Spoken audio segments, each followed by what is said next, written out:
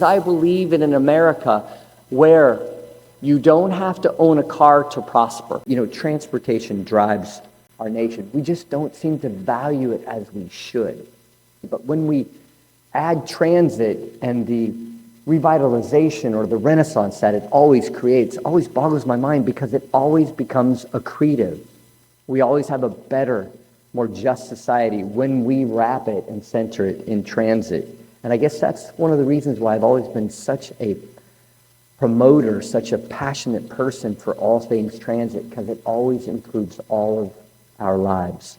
Our federal government, when it comes to transit, has always been slow to act. Representative Blumenauer and his colleagues were not slow to act. They saw the need and they built this system on their own dime.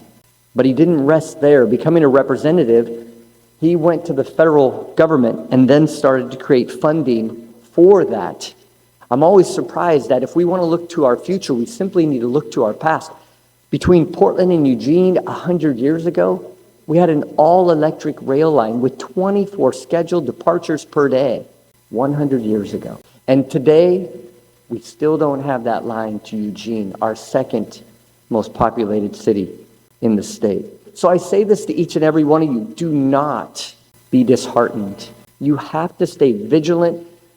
To accomplish great things that are unrealistic, you must be relentless in your task. There was one thing that was always sort of a clarion call to me. When Secretary Buttigieg was being confirmed before Congress as our U.S. DOT Secretary, he said something that resonated to me, and I have not forgot it today. He says, I believe in an America where you don't have to own a car to prosper. And I believe that that is one of the reasons that you join us here today. Together, we can shape the future that we want.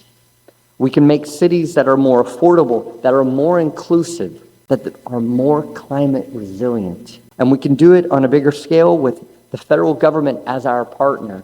I constantly say in these difficult months that we've had that there's always room at the table for a federal government that wants to share our vision and our values. I often say, though, that if you're going to create troubles, if you're not going to lend us a hand, then get out of the way. Because we have to work together to move our country, our states, and our cities forward. And we must do it together, and we must do it centered with transportation as a foundational tool